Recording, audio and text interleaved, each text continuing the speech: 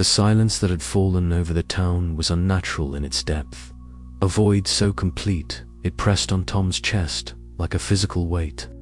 The radios, once alive with static and spectral voices, now sat mute, their dials frozen in stillness. Yet, beneath this quiet, Tom felt a trembling unease, a subtle pulse that suggested the battle was far from over. He found himself standing before the familiar door of the town's library, its wooden frame weathered but sturdy, a beacon of knowledge and refuge. Margaret Lane greeted him with a nod, her sharp eyes reflecting the same cautious hope that Tom carried.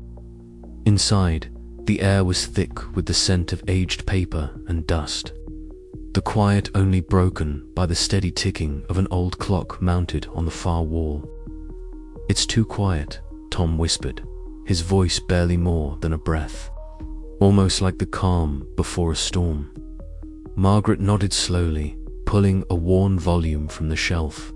"The silence isn't peace. It's waiting. The entity, whatever it truly is, has withdrawn, but its shadow lingers." They pored over the town's archives, seeking patterns and clues that might explain the hollow presence's sudden retreat and its persistent influence. Each record revealed stories of grief, loss, and strange disturbances echoing through the decade stories that now felt eerily connected to the recent events. Later, Tom visited Eli Jacobs in his cluttered radio studio. A faint, almost imperceptible crackle of static filled the room despite the radio's official silence. Eli's hands trembled slightly as he adjusted the dials, eyes scanning the screens for any sign of the entity's return. "I thought it was over," Eli murmured, voice tense. "But this feels like a warning." Tom stood silently beside him, listening. The static was faint but persistent, like a whisper just beyond hearing. Days passed, and Tom found himself wandering the town's empty streets at dusk, the fading light casting long shadows that seemed to stretch and shift with a life of their own. The cold wind carried faint echo-soft murmurs tangled with the rustling of dead leaves. He paused beneath a weathered sign, its creak slicing through the oppressive quiet, a reminder that the town was still alive, still vulnerable. In the small cafe where they had first shared coffee in the early days of his investigation, Tom, Margaret, and Eli met again. Voices were low, laden with the weight of what they knew and feared. "We need to be ready," Margaret said firmly. "The hollow presence feeds on grief and fear. If we can break that cycle, maybe we can weaken it." Tom nodded, the sorrow in his eyes tempered by a flicker of resolve. "I don't want to lose anyone else. Not to this, whatever it is." Eli added, "The radios might be quiet now, but the airwaves never truly sleep. We'll listen, always." As they spoke, the comforting aroma of coffee filled the room, a small but precious anchor to normalcy amid the lingering dread. Outside, the town began its slow, fragile recovery, but Tom knew the echoes of the hollow presence would haunt them for a long time to come. The silence was not the end, it was a pause, and in that pause, the shadows waited. The room was heavy with silence, the kind that presses down on the chest, making each breath feel like a labor. Tom sat alone, slumped in his worn armchair, the dim light of a single lamp casting trembling shadows across the walls. Before him, on the cracked wooden table, lay scattered photographs, snapshots of a life that once was, Claire's bright smile frozen in time, her eyes capturing a warmth that now seemed painfully distant. He reached out, fingers trembling, to touch one of the photos. It was an image taken on a summer's day, Claire laughing as sunlight dappled through the trees, her hair catching the breeze. Tom's throat tightened, a familiar ache blossoming in his chest. The radios were silent now. The voices that had once seeped through the static, the fractured warnings the familiar tones, had all but vanished. Yet the silence was not peace. It was a void filled with restless memories and unspoken fears. Closing his eyes, Tom let the memories wash over him. He saw Claire's gentle smile, heard the soft cadence of her voice as she read to him during long nights when illness had claimed her strength. He remembered the way she would reach for his hand, offering comfort even when her own spirit faltered. The guilt gnawed at him, the helplessness of those final days, the whispered prayers unanswered. A sudden creak from the house stirred him. The wind rattled the window pane, carrying with it a chill that seeped under the door. He shivered, not from the cold, but from the weight of absence. He opened his eyes and looked around the room, empty, save for the relics of a past life. The silence seemed to pulse, a living thing holding its breath, waiting. The following afternoon, a soft knock at the door pulled Tom from his reverie. Margaret Lane stood there, holding a bundle of aged papers tied with a faded ribbon. Her sharp eyes softened as she stepped inside, setting the documents carefully on the kitchen table. "I found these in the archives," she said quietly. "Letters, diaries, pieces of the town's past. There's more to this story, Tom, more than just the voices on the radio." Tom nodded, grateful for the company, for the distraction.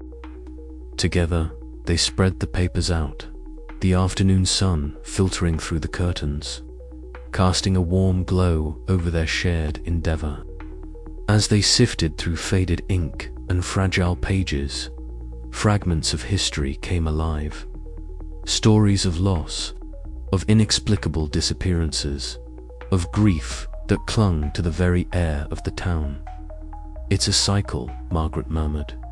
"Grief feeding grief, the hollow presence. It's been here longer than we imagined." Tom swallowed hard, the weight of the revelation settling over him. His personal sorrow was but a thread in a tapestry of collective despair. Later that evening, Eli Jacobs stopped by. His usual casual demeanor was tempered by a newfound seriousness. He brought with him technical equipment and a quiet determination, a stark contrast to the skeptical radio host Tom had first met. "The static's gone," Eli said, setting down a small receiver, "but that doesn't mean it's over. Sometimes silence speaks the loudest." Tom glanced toward the silent radio sitting on the shelf. He hesitated, then reached out, fingers trembling as he switched it on. The dial clicked, but no crackle of static greeted him, only profound, enveloping quiet. He sat back, heart pounding. The absence of sound was haunting in itself. Yet beneath that silence, he sensed a faint, almost imperceptible pulse, a whisper of Claire's distant echo, a fragile thread linking him to a past still unresolved. For hours Tom wrestled with his emotions, grief, hope, dread, tangled together like the static on the radios that once filled his nights. The journey toward healing felt tentative, like stepping onto thin ice, unsure if it would hold. As dawn crept through the blinds, Tom realized that while the voices had ceased, the presence lingered.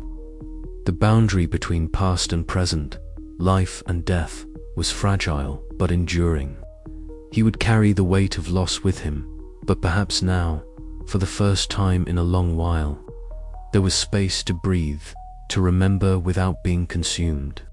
Yet the quiet was uneasy, and the unanswered questions hung heavy in the air. What lay beyond the silence? Was the hollow presence truly vanquished, or merely waiting, watching, biding its time in the shadows? Tom's fingers traced the edge of a photograph once more, his gaze lifting to the window where the first light of morning promised a tentative hope. The journey was far from over, but for now, in this fragile moment between night and day, grief and healing, he allowed himself to hope. And somewhere beyond the veil of silence, Claire's voice lingered, a whisper, a warning, a promise. The radios remained silent, but the story was not finished. The night had settled deep and heavy around the town, swallowing the narrow streets and shuttered windows in a thick, velvety darkness. Tom sat alone in his living room, the only light a pale, flickering glow emanating from the ancient radio perched on the rickety table before him. The room was quiet except for the faint crackle of static, the soft hiss of white noise that had become a constant companion since the radios had fallen silent days ago. But tonight, the static carried something else, subtle, almost imperceptible whispers weaving through the air like fragile threads of sound barely clinging to existence. Tom's breath caught. He leaned closer, eyes straining to pierce the dimness, fingers trembling as they hovered over the tuning dial. The voices were faint, fractured by static, but there, beneath the layered hiss, was a familiar cadence. It was Claire. Her voice, distant and ghostly, slipped through the air like a secret only he could hear. "Tom, be careful." The veil, still thin. His heart thudded painfully against his ribs, a mixture of hope and dread knotting inside his chest. For months, ever since the radio broadcasts had first begun, Tom had clung to the voices, the spectral warnings that had pulled him from numb grief into a desperate, obsessive quest. Now, as the night deepened, the whispers seemed to hum with a fragile persistence, as if the boundary between worlds trembled but had not yet sealed. The next day, Tom met Margaret at the town library, a sanctuary of faded books and dusty memories. The room smelled of old paper and quiet determination. Together, they sifted through brittle records and yellowed newspapers, searching for any clue that might explain the lingering echoes. As Tom placed his portable radio on the wooden table, a soft, trembling static filled the space, threading itself through the hushed rustle of pages turning. Margaret glanced up, her sharp eyes narrowing thoughtfully. "It's like the town itself is holding its breath," she said softly. "The grief, the loss, it's woven into everything here. Maybe that's what keeps the veil from closing completely." Tom nodded, the weight of her words settling over him. The diary they had uncovered weeks ago had revealed a cycle of sorrow and disappearance, a pattern that fed the hollow presence. Now, even in silence, the presence lingered, a shadow in the static, a whisper in the dark. Later, at Eli's cluttered radio station, the atmosphere was thick with the hum of machines and blinking lights. Eli, once a skeptic, now sat hunched over his equipment, adjusting dials with a focused intensity. His face, illuminated by the soft glow of meters and monitors, betrayed a mixture of unease and dawning belief. Suddenly, through the static, a faint voice threaded through, delicate, broken, unmistakably Claire's. Eli's breath caught, his fingers freezing on the controls. "Did you hear that?" he asked, voice low. "It's her, or something like her." The moment hung heavy, a fragile bridge between disbelief and something far darker. Eli's transformation from doubt to uneasy acceptance mirrored Tom's own journey, a reluctant acknowledgement that the hollow presence was not gone, merely waiting. As dawn crept over the horizon, Tom stood by his window, the town shrouded in mist and silence. The radio sat dormant beside him, but in the stillness, faint voices drifted on the morning breeze, ethereal and trembling. He closed his eyes, listening to the fragile whispers, the echoes of Claire's voice threading through the quiet. The boundary between worlds was still fragile, still porous, and though the immediate threat had receded, the haunting persisted, a lingering echo of grief, a whispered warning that the darkness waiting beyond was never far away. Tom's resolve hardened. He would keep listening, keep watching. For Claire, for the town, and for the fragile hope that even in loss, some connection remained a thread of light through the static, a whisper against the silence. The voices were fading, but they were not gone. The hollow presence still stirred, and Tom knew the battle was far from over. He reached out, fingers brushing the radio's cold surface, and whispered into the quiet, "I'm still here." Outside, the mist shifted, carrying a faint, almost imperceptible reply. The night was not silent. Not yet. The dim light of the library's basement flickered uncertainly, casting long, wavering shadows that seemed to dance with the whispers of the past. Dust motes floated lazily in the stale air, disturbed only by the soft rustling of old pages being turned. Margaret Lane's hands trembled slightly as she finally pulled open the ancient ledger she had discovered, hidden behind a false panel in the back wall. The book's leather cover was cracked and faded, the spine worn thin from decades, perhaps centuries of neglect. Tom stood close behind her, his breath shallow, his heart pounding with a mixture of dread and desperate hope. The scent of old paper and mildew filled his nostrils, a sensory reminder of how deeply buried the town's darkest secrets had become. He leaned in, squinting to catch the faded ink and looping script, trying to decipher the archaic handwriting that chronicled events long forgotten. This isn't just a record of events," Margaret murmured, her voice barely above a whisper. "It's a ledger of sacrifices, rituals, and warnings. The town's founders, some of them, anyway, were aware of the darkness lurking beneath the surface. They tried to contain it, to keep it from spilling into our world. But their attempts failed." Tom swallowed hard, the weight of her words pressing down on him like a physical force. Failed how? Margaret traced a finger along the page, stopping at a passage that described a clandestine society known only as the Keepers. They had attempted to harness the collective grief of the townspeople, believing that by channeling sorrow and loss into ritual, they could seal away the malevolent force that now haunted their radios. But instead of banishing the darkness, their efforts had only fed it, strengthening the hollow presence that had slipped through the cracks between life and death. "It's a cycle," she said, her eyes meeting Tom's. "Every death, every moment of grief, every unanswered plight gives the hollow presence more power. And the more powerful it becomes, the harder it is to resist." Tom felt a cold shiver ripple down his spine, the pieces of the puzzle clicking together with a terrifying clarity. The entity wasn't just some random supernatural force. It was a living, growing manifestation of the town's pain and sorrow, an ancient predator awakened and nourished by human anguish. As Margaret continued to read, the storm outside began to grow. Thunder rolling softly in the distance, and a chill creeping through the basement's cracked walls.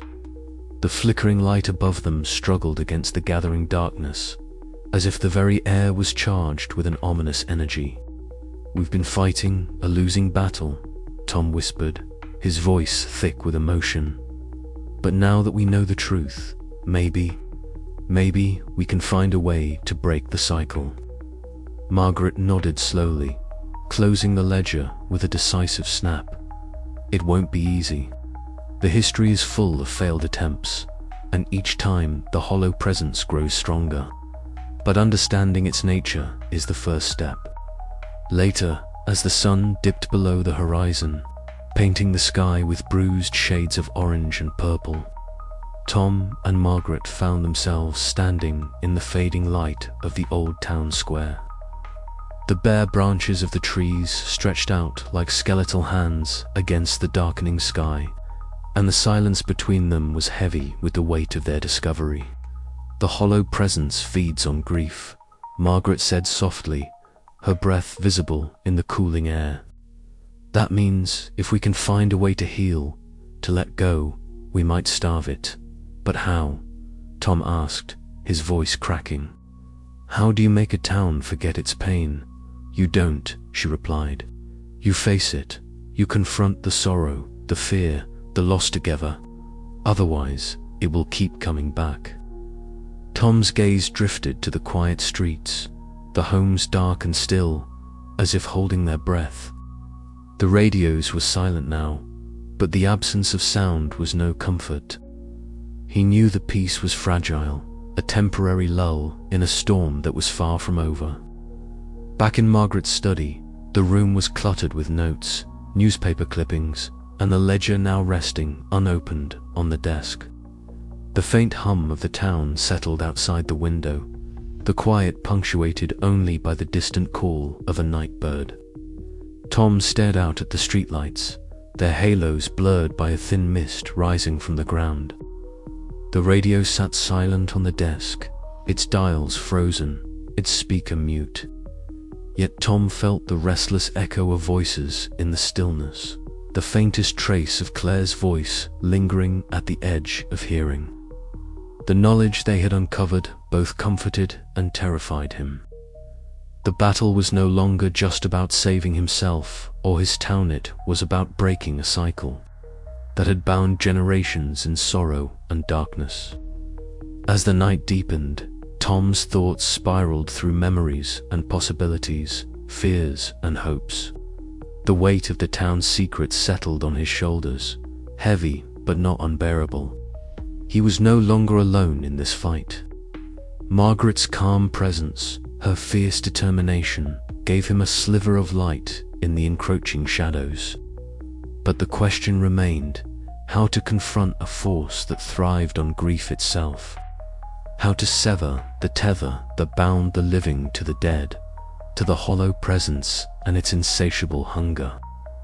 Tom's fingers brushed the edge of the radio, cold and still. Somewhere beyond the veil, he imagined Claire's voice calling to him, urging him onward.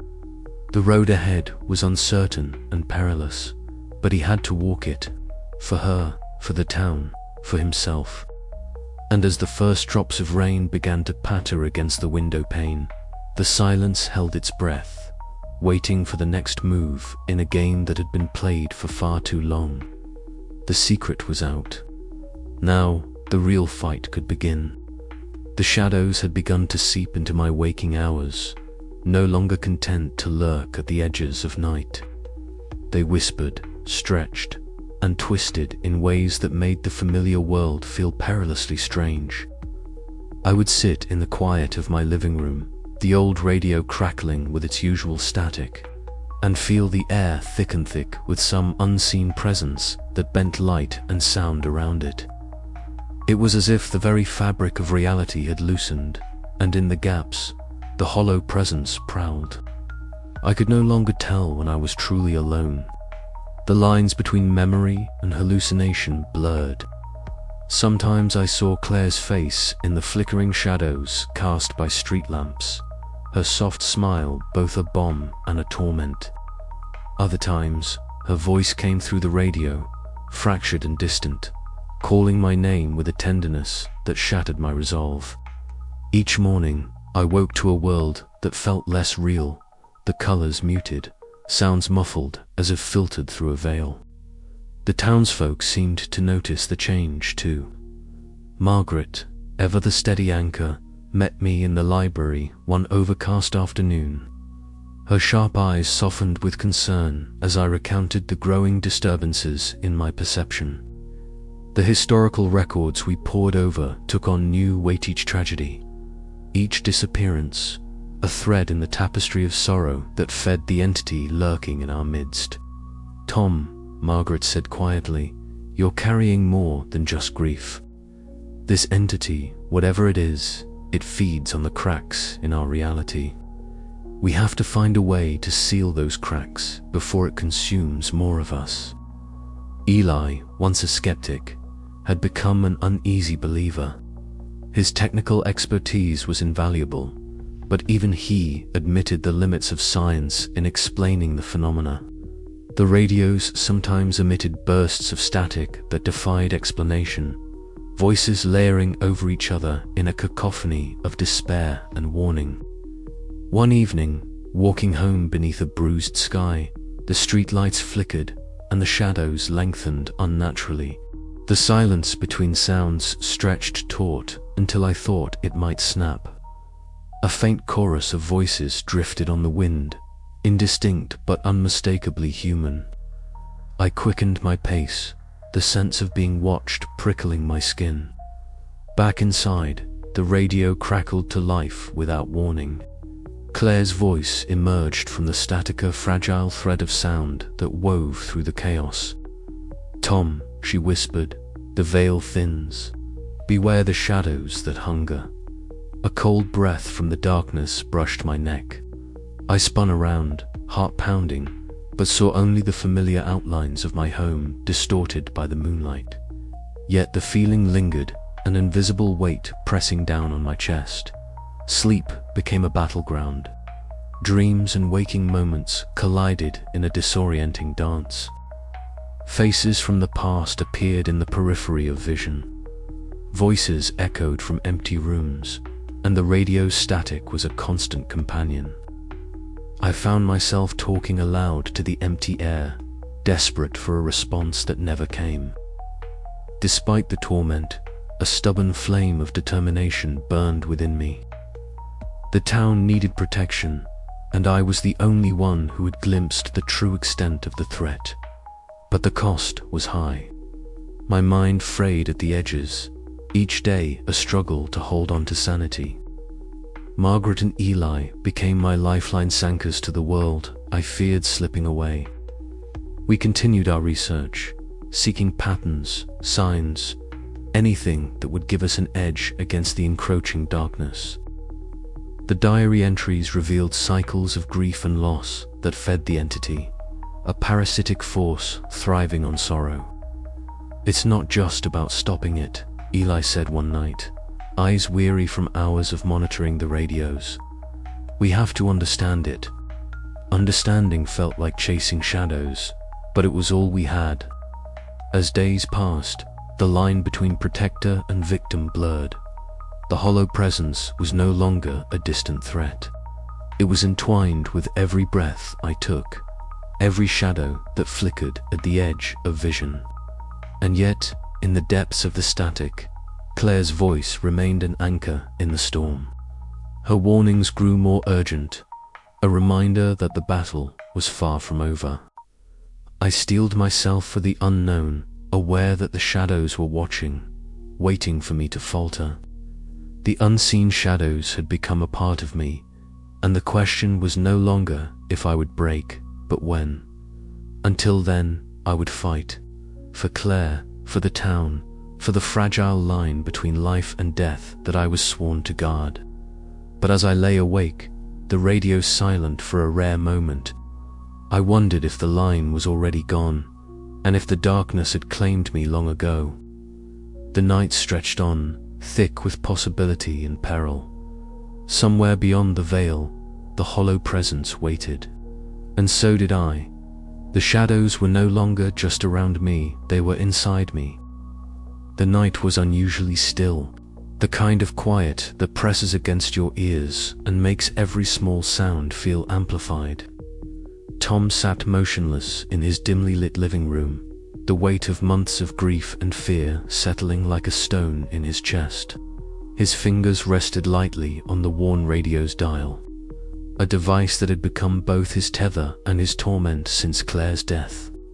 Tonight, the static had been louder than usual, a relentless hiss that seemed to claw at the edges of his sanity.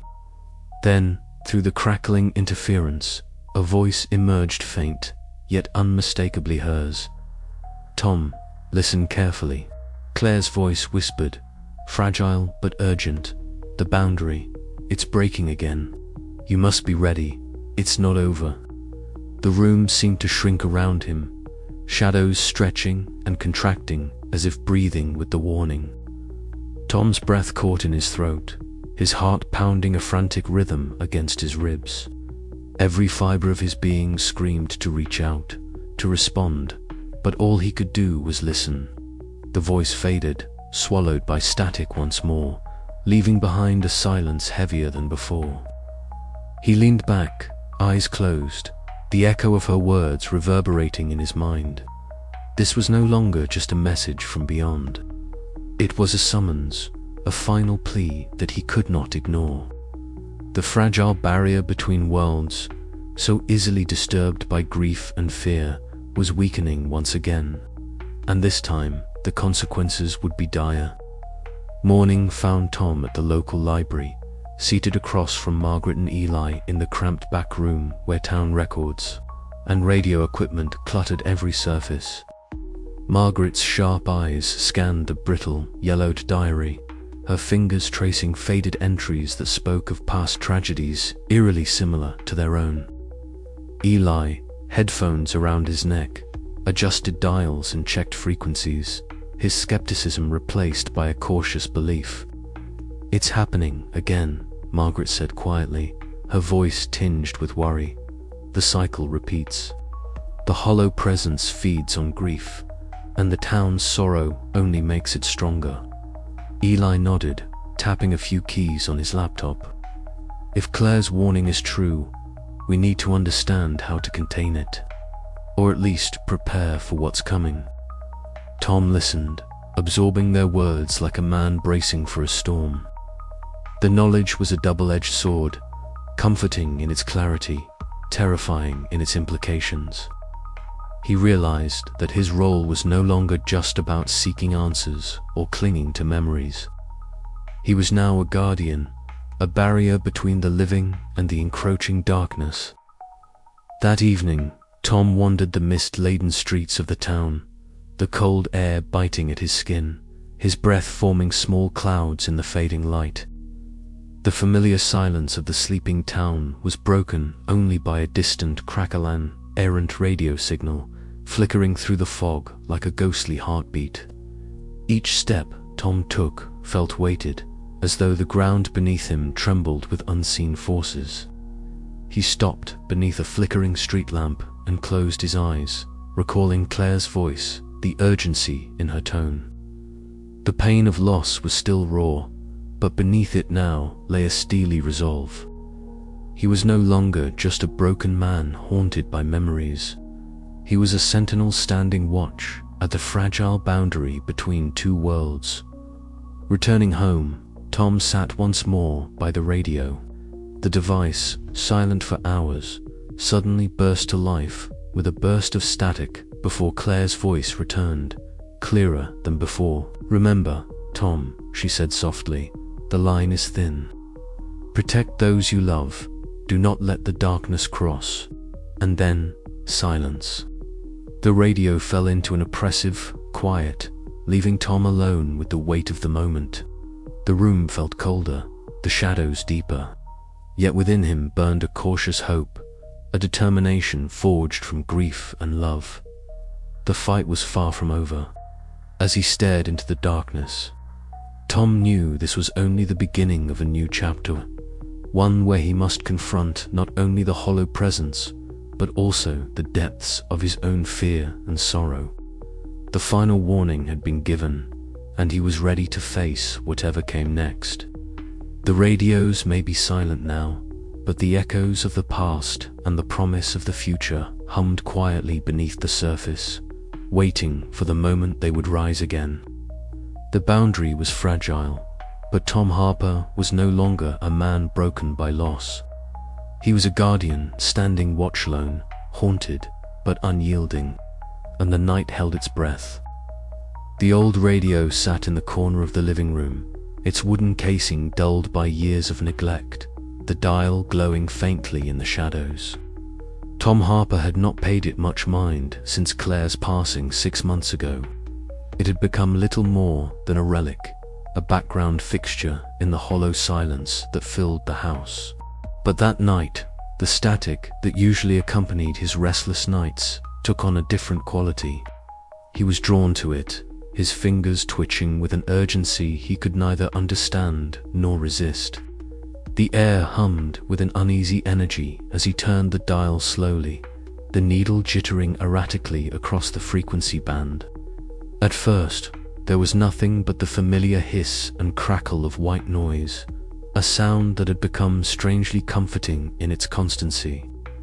But then, beneath the static, a voice emerged, a voice so faint it might have been imagined, yet unmistakable in its timbre. "Tom," it whispered, fragile as a breath, yet piercing the stillness like a shard of glass. His heart seized, breath caught in his throat. The voice was hers, Claire, closer than memory, yet fractured as if carried through a veil of static and distance. "They're coming. You must be ready." He froze, every rational thought fleeing in the wake of that tender, haunting sound. His hands trembled as he reached to adjust the dial, desperate to clear the interference, to hear her more clearly. But the voice slipped away, swallowed once more by the crackling abyss. Questions flooded his mind. Was it grief, a cruel trick conjured by his longing? Or something else, something beyond the veil that separated life from death? The room seemed to grow colder, shadows crawling along the walls, as if alive, listening. Tom sat back, eyes fixed on the radio's glowing dial, heart pounding with a mixture of hope and terror. The town outside was quiet, but he felt this shift in the air, the subtle undercurrent of something waiting, watching. The static had become a language, and Claire's voice was its first word. That night marked a turning point.